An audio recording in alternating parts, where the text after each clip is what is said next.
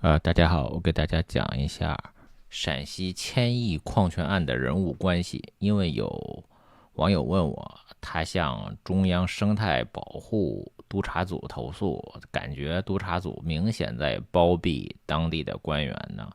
广州砍树被整的市委书记跟市长呢，跟陕西秦岭建设啊、陕西千亿矿权案呢是一个事儿。被搞的这个省委书记啊，这两件事情呢，关于生态环境保护是不是也涉及内斗？我之前已经做了一期节目讲了，广州市委书记和市长张说甫和温国辉下台，是因为张高丽彭帅事件，和砍榕树没有关系。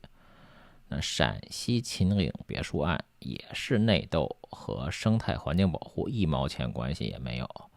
我给大家讲一下这个周强、赵正永、魏民洲、娄勤俭、徐令义这个案子主要5个人的派系背景。那首先是周强，周强是习近平的人，有人误认周强是团派，因为我们看一下这个共青团第一书记啊，周强前面的共青团书记是李克强，前面的是李克强，后面的是胡春华，这2个人还真的都是团派。或者准确的说法应该是邓小平派系，或者是说胡锦涛派系。那毛泽东之后，中国只有2个派系，邓小平派系和陈云派系，其他的派系都是依附于这2个派系的。那邓小平派系和团派是一个派系啊。我们看一下历任的共青团第一书记，从这开始，王兆国、胡锦涛、宋德福、李克强。这些人是团派的，那周强就不是团派了。后面的胡春华还是团派的，到了后面，陆浩、秦一日、何俊科都不是团派的。阿东我没看，为什么说不是呢？为什么他们都是说不是都是共青团的书记吗？这个分析方法是这样的：要看正处级或者是副局级的时候，上级是谁，或者是正局级也行吧。你越往上越不准确的，副部级、正部级那都不算是很准确啊。但是中国，我说中国毕竟只有2个派系嘛，除了邓小平就是陈云，所以蒙对的概率也是50%嘛。这个道理很简单，就是坚信常识。你别看他们当官的也就是普通人啊。我们看一下中国省长的平均年龄是60岁，这张图。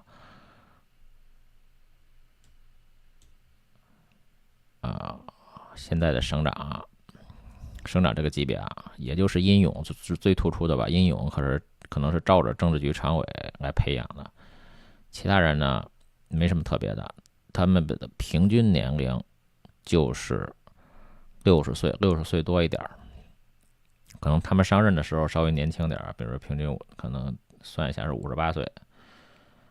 不管怎么说，都这么大岁数啊。你说一个人60岁的时候，什么事情都定型了，怎么可能换派系呢？能60岁改换派系，这不就是说临时抱佛脚吗？赵乐际2007年到陕西担任省委书记的时候，他算年轻的，因为他照了政治局常委提拔嘛，都已经50岁了。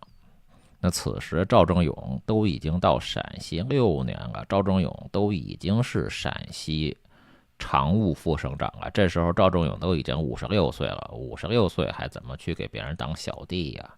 那当小弟是30岁到35岁左右，正处级、副局级的时候给别人当小弟。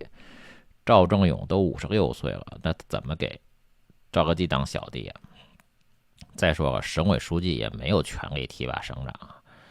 我之前说了，只有总书记或者总理才有权利提拔正部级。只有他们才有权利提拔省委书记、省长这个级别啊。后面再继续讲赵正永吧。先说这个周强，周强是肖扬的秘书。那肖扬和习仲勋有直接的联系。1980年7月，习仲勋支持了一下清远经验。那虽然肖扬1981年才担任的清远地委副书记，但是1980年7月12日，习仲勋去了韶关钢铁厂。1980年的7月14日，习仲勋去了韶关市仁化县当时萧阳应该是韶关市武江区的区委书记。第二年，习仲勋去了中央担任人大的副委员长。但是呢，习仲勋搞清远经验的时候，的确去了韶关市。那韶关和清远应该都是粤北地区吧，所以这个萧阳啊和习仲勋是有直接交集的，有上下级的关系。那周强又是萧阳的秘书，这周强就是习近平的人嘛。那么李克强呢？李克强和周强不一样，他不是像周强那样从外面空降到共青团去当第一书记的。周强是空降到共青团当第一书记的，李克强是共青团成长起来的干部。而且李克强被提拔的时候，正是胡锦涛在团中央任职啊。那么你要这么说的话，胡春华他是西藏干部，他也是空降到共青团的，他为什么是团派呢？我们看一下共青团，我们看一下胡春华。那1987年，胡春华担任共青团西藏区委副书记的时候，那当时的西藏书记是伍京华。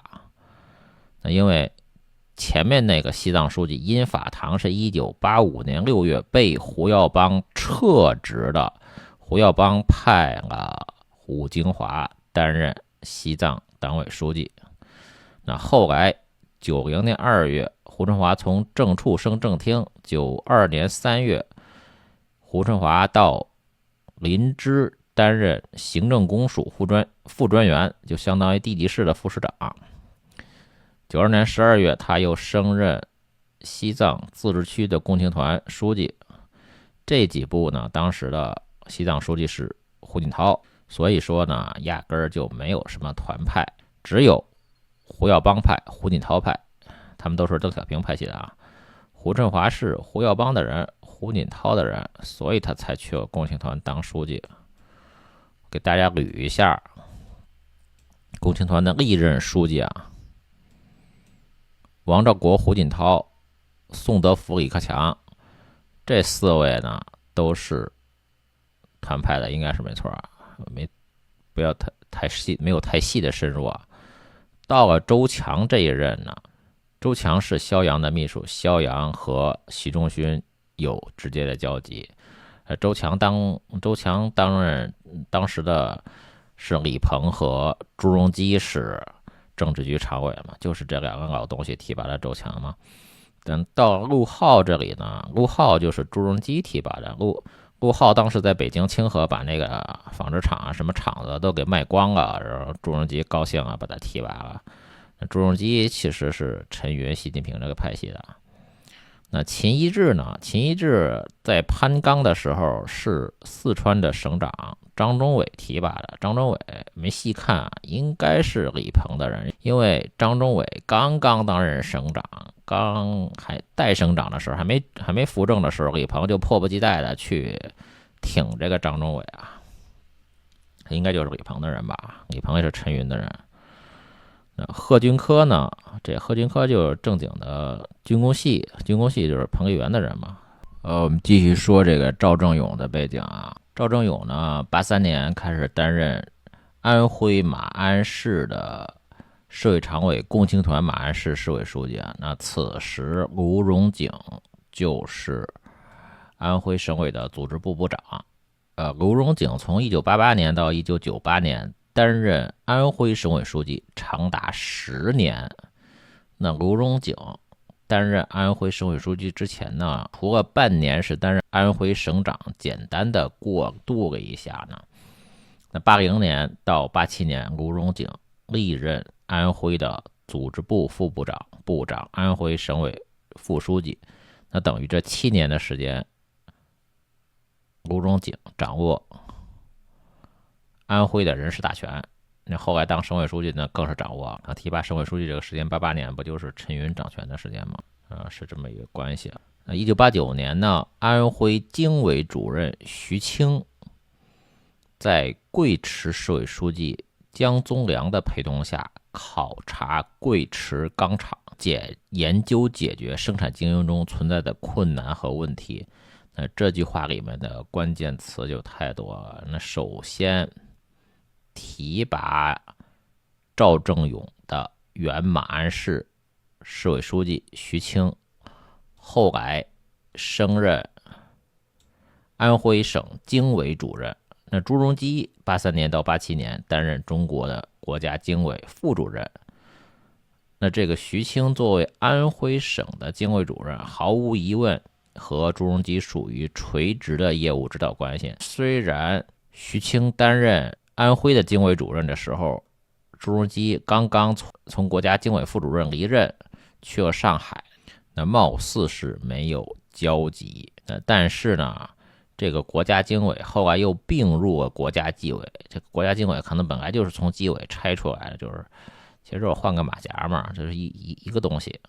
就是说，徐清担任安徽经委主任的时候，从中国国家这个层面已经撤销了经委，等于安徽省经委在国务院这个级别没有对应的上级，那他并入纪委，他的上级就是纪委啊。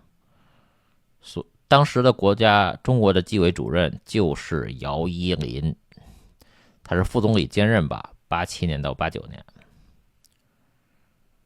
而这个姚依林偏偏就是安徽贵池人。刚才那个徐清就是视察贵池嘛，也就是这个徐清，赵正永是在马鞍山市是给徐清担任秘书的。这个徐清是这么个关系啊。赵正永在安徽马鞍山市给徐清担任秘书。徐清呢视察了姚依林的老家贵池钢厂。那徐清和朱镕基有业务上的上下级关系。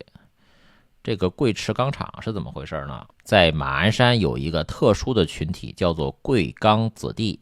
马鞍山和贵池在行政上看似是不互相隶属的，那可能是因为后来区划调整，或者原来就不是一个地方，但是他们是紧挨着的，只有几十公里的地方啊。你看，马鞍山市有个特殊的群体叫做贵池子弟，他们都是一群80年代末啊，这刚好就是上面这个89年嘛，追随他们的父辈接收上海在贵池建设的小三线企业85钢厂而形成的一个特殊的群体。他们的年龄基本在40岁到50岁之间。1988年，一群在生活重压下的马钢中年男人，他们基本就是半边户嘛，自己在马钢工作，老婆孩子在农村，没有性生活。突然得到一个振奋人心的消息，支援大山里的贵池钢厂可以带老婆孩子去，最重要的是可以解决孩子们的农村户口解决工作。于是来自皖南山区、来自皖北平原、来自皖西、来自川府之国的农家子弟纷纷随着他们的父辈来到贵池钢厂，开始他们人生的转折点，在这里度过了他们幸福的少年时代。因为种种原因，贵池钢厂停办，那些支持贵池的马钢人又回到了马鞍山，也就是这个贵池和马钢和马鞍山关系本来就挺密切的。本来他们应该是给大家上一个地图吧。好，给大家动一张地图啊，动一张地图看一下。这地图一看就看明白了。这个梅街镇是哪儿？梅街镇就是池州市贵池区的贵池钢厂嘛，就是姚依林的老家。这个铜陵呢，铜陵是卢荣景文革之前就一直在铜陵是铜矿工作。这个是赵正永工作的马鞍山。一个地图就肯定就一下看明白说明白他们这几个人的关系啊。就是这个卢荣景提拔的赵正永，卢荣景一直就是那个铜陵市那个铜矿起家的。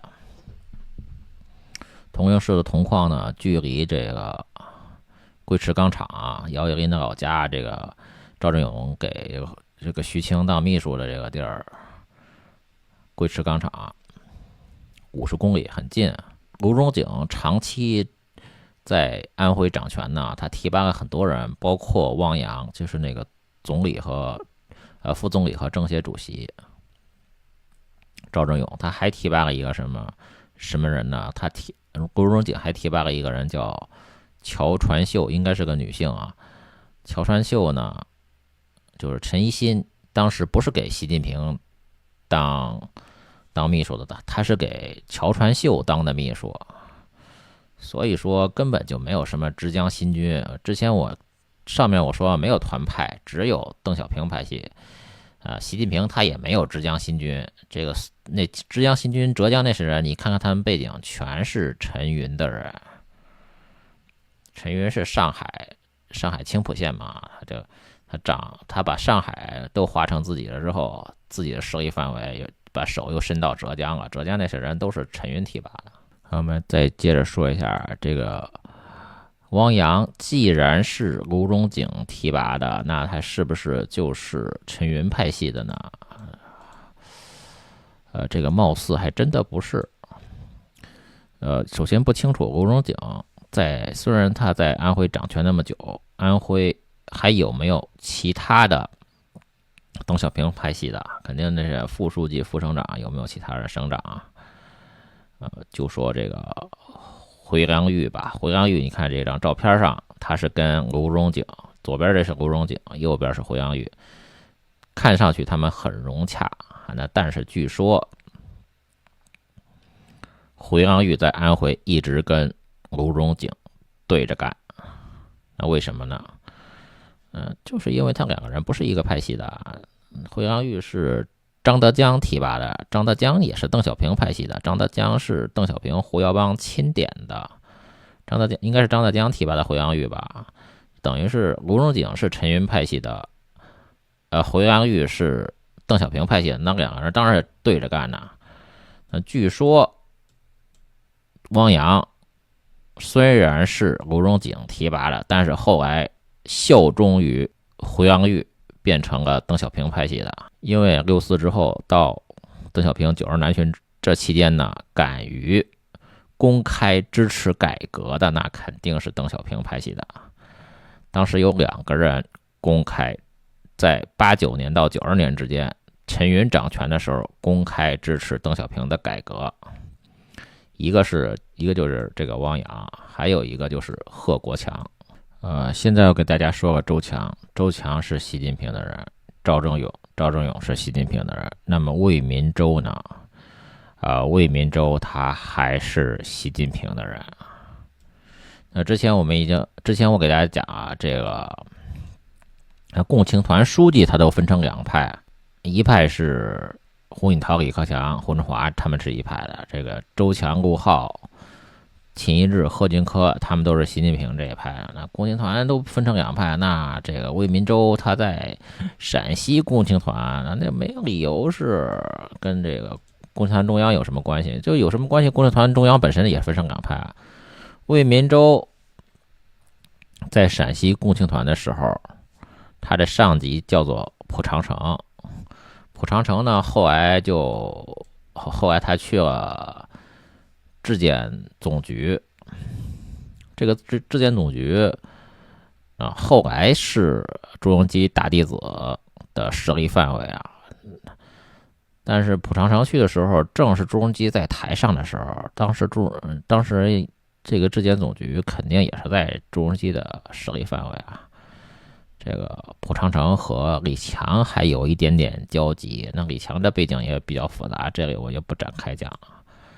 蒲长城呢，最早在陕西省委办公厅工作，也就是要么是当时省委书记的秘书，要么是副书记的秘书呢。当时的陕西省委第1书记叫做马文瑞，也就是马文瑞担任陕西第1书记的时候，蒲长城是当时的办公厅的秘书。马文瑞呢，是毛泽东认定的习仲勋的人啊，在中共8届10中全会上，马文瑞被确定为习仲勋、贾拓夫、刘景范反党集团的成员。马文瑞是习仲勋反党集团的成员。那后来文革之后，他担任第一书记，蒲长城是当时的秘书啊。蒲长城提拔了魏民洲，所以魏民洲他跟团派也是一毛钱关系也没有，就是说本来就没有团派，他跟胡锦涛那个共青团那帮人一毛钱关系也没有，他就是习近平的人，他就是习近平的老豆，习仲勋的人。现在我们已经知道了，周强是习近平的人，赵正永是习近平的人，魏民洲还是习近平的人。那么娄勤俭呢？娄勤俭他应该也是习近平的人。为什么这么说呢？娄勤俭这个确实难度比较大，因为最早他应该是怎么说，他都应该是胡启立的人，所以等于如果是娄勤俭是习近平的人，等于是可以，是不是胡启立也是叛变了呢？只能说胡启立叛变的嫌疑是很大的。我们看一下政治局常委的名单就能看出来，87年的时候，赵紫阳和胡启立是常委。64之后呢，89年6月24号，那赵紫阳和胡启立下台，江泽民、姚依林、宋平当上了常委。不对，姚依林本来就有，江泽民和宋平当上了常委，还有李瑞环。宋平肯定是陈云的人没问题，江泽民是上海的，也是陈云的势力范围啊，他应该也是陈云的人。李瑞环这应该是邓小平派系的吧？宋平这个是一点毛病没有，他肯定是陈云的人。到了92年的时候，邓小平是2月份南巡，92年2月份南巡，实质就等于89年之后，邓小平就跟当初刘少奇开7000人大会把毛泽东赶下台一样。89、64的时候，邓小平被陈云赶下了台。到了92年，邓小平利用枪杆子又把权给夺回来了。你看这个名单就能明白了。陈云的姚依林和宋平下去了，然后上来的3个人是朱镕基、刘华清、胡锦涛。大家就以为朱镕基是邓小平的人，其实朱镕基很明显就是陈云的人嘛。但是这个刘华清呢和胡锦涛都是邓小平的人，刘华清就是邓小平要拿枪来保证江泽民要把权交给胡锦涛这个人。那大元轩老说那什么杨家将，我觉得杨家将都是他们说这个的故事情节都是在扯淡。杨尚昆和杨白冰下去是因为他们年纪大吧，换了一个年纪比他们小一些的刘华清上来保卫胡锦涛的，还有那个张震也是保卫胡锦涛的。所以前些日子张震的儿子出来给火箭军那个副司令站台的，那肯定就说明火箭军都是胡锦涛的人呢。我们看一下胡启立这个时间线啊，胡启立是89年6月下台的，92年2月邓小平南巡，10月胡锦涛和刘华清进了常委。但是胡启立呢，偏偏在邓小平南巡之前半年多他就复出了。这到底是陈云让胡启立复出的，还是邓小平让胡启立复出的？这个就不好说了。据说当时胡启立是去找了万里，找了陈锡同，想办法复出，还被日本的记者拍到了。那由于年代久远，我也没有去核实这个消息的来源啊，这个消息准不准？细节讲的倒是挺详细的，而且事实就是胡启立确实是在邓小平南巡之前他就已经复出了。他既然能复出，说明他确实那肯定是到处去托关系他才能复出。那是不是就是投靠了陈云呢？这个就没法说的，问他自己。所以娄勤俭应该就是胡启立提拔的。娄勤俭呢，后来在习近平掌权的时候，就这么说吧，胡启立这个到底有没有投靠习近平，我这没法说啊。但是就是只能说，事实就是胡启立在邓小平南巡之前，他就已经复出了。咱们只掌握这么多事实啊。娄勤俭很可能是和胡启立有关系的。另外一个就是最近刚抓了的江苏政协副主席王浩，也应该就是娄勤俭的马仔啊。所以我看网上有搜说，为什么娄勤俭没事儿，赵正永被抓了，说赵正永和娄勤俭都不执行习近平的批示。赵正永被抓了，娄勤俭没事儿。娄勤俭没事儿也就算了，关键是今年两会，娄勤俭还当上了发言人，大出风头。那李强作为一个总理都不准他发言，娄勤俭在发言，这啥意思？如果娄勤俭他不是习近平的人，这不就是在打习近平的脸吗？这个例子，这个只能是一个小的证据吧。反正娄勤俭他就是习近平的人，所以呢，我们看周强是习近平的人，赵正永是习近平的人，魏民洲是习近平的人，娄勤俭是习近平的人。那么徐根义呢？徐根义他就真的不是习近平的人。这逻辑就理顺了吧？这个徐根义为什么他不是习近平的人呢？就之前说了，陈一新他不是习近平的秘书，他省委副秘书长，这得有点常识啊。省委秘书长、省委副秘书长，他有的时候他是会陪同习近平，但是他有一个专职的服务的人，他就是乔传秀。陈一新是乔传秀的秘书，应该是，而乔传秀是卢荣景提拔的。卢荣景他是陈云的人，所以陈一新，因为习近平继承了陈云这一派的势力嘛，陈云传给李鹏，李鹏传给朱镕基，朱镕基传给习近平，所以陈一新是习近平的人。那同样的道理呢，他徐令义，他本身他担任习近平去世之前，他已经担任了省委的宣传部的副部长了。部长是陈敏尔，都是张泽江提拔的。现在陈敏尔没有进政治局常委，已经说明了习近平没有把陈敏尔当成自己人。这个徐根义也是一样的，徐根义他当时虽然在习近平担任省委书记期间提拔为省委的副秘书长，他服务的人应该是李金明吧，当时的副书记。李金明是河南的干部，那李金明当时提拔李金明的省长应该是何竹康，省委书记是杨启宗，这两个人应该都是赵子阳的人，河南是赵子阳的老家嘛。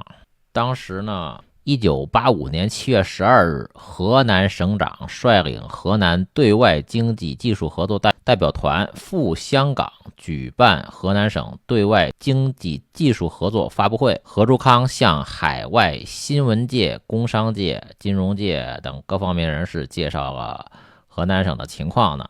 7月12日，20日呢，一个礼拜之后呢，香港光大实业公司和河南省人民政府在香港签订合作协议，也就是当时这中国跑到香港来招商，也招不着外商，又弄了一个马甲，这个光大就是中共在香港的据点嘛。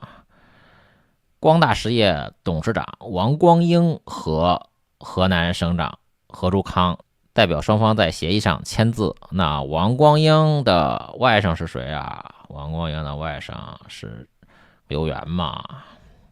王光英、王光美嘛，是兄妹嘛，也就是河南省长85年，河南省长何竹康和王光英合作。那2年之后呢，87年刘源88年刘源，88年1月，87年底，88年1月，刘源任到92年，大概4年，刘源任河南省的省长。什么意思？刘源他是赵紫阳的派系的，是邓小平派系的，所以习近平不提拔刘源嘛。所以我说嘛，没有团派，只有邓小平派系；没有浙江新军，只有陈云派系；也没有红二代。这刘源他是赵紫阳派系的，是胡耀邦那一派的，邓小平那一派的嘛。像李克强他也是在河南当省长嘛，所以河南是赵紫阳的大本营嘛。所以刘源他就被陈云派系的习近平打压。那徐英义后来去了文明委担任专职的副主任。那文明委他就是胡锦涛最后被习近平攻破的几个堡垒之一了。我们看一下胡锦涛最后被习近平攻破的堡垒啊，一个是吉林省，一个是文明委。文明委当时的副主任是江义康吧？这个江义康啊，大外宣，天天说他是谁的人？是曾庆红的人吧？江义康这个我是最喜欢这个的，就是最喜欢找资料，最喜欢这个。江义康有铁证啊，江义康是当初和胡锦涛一起给邓小平撒骨灰的人。当时除了邓家的人，只有2个外人，一个是胡锦涛，一个是江义康给邓小平撒骨灰。那你说江义康是谁的人呢？你就不用找其他资料啊，你江义康是谁的人？江义康是邓小平的人啊。大家现在这扯江义康是曾庆红的人，那么也不好说呢。曾庆红可能也是邓小平的人啊，曾庆红从他的派系来看，也很可能是邓小平的人啊。再说这个火箭军被一锅端了，为什么一锅端了？什么泄密？这扯淡！火箭军那个副司令吴国华，最后是张震的长子张小杨上门去给他背书的，没人敢上门嘛。这张震不就是当初和刘华清之前我们把之前的那个拿过来？当初92南巡之后，邓小平南巡之后，把刘华清派到了，把刘华清，这很罕见啊，可能是唯一一次，我不知道是不是唯一，应该也不是唯一吧。当初林彪好像也当兵的，也有不少军人的进常委吧。在所谓的改革开放之后，这个是比较罕见的，军人进了常委。刘华清的目的就是用枪来保卫胡锦涛的。当时还有一个人是张震，刘华清和张震是2个人用枪保卫，是邓小平派来用枪保卫胡锦涛的。那现在张震的长子出来背书吴国华，那不就等于说火箭军他就是一直是忠于胡锦涛的。火箭军历任的司令和政委都是火箭军内部出身的，跟装备发展部总装部原来的总装备部没有任何关系。可能有一些副司令有可能是装备发展部出身的，是不是习近平在掺沙子啊？就整个火箭军总的来说，他应该就是忠于胡锦涛的，所以被一锅端了嘛。所以这个通过这5个人呢，这个陕西青叶别墅和陕西这个千亿矿权案呢，基本就捋顺了。周强是习近平的人，赵正永是习近平的人，魏民洲是习近平的人，娄勤俭是习近平的人。去查他们4个的徐英义是胡锦涛的人，是等于胡锦涛要查习近平，就这事儿就这么简单。那么最后再给大家解释一下，为什么习近平6次批示呢？大家就觉得好像习近平一定要查这个案子，那肯定不是这么回事啊，这都是赵乐际在给习近平上眼药呢。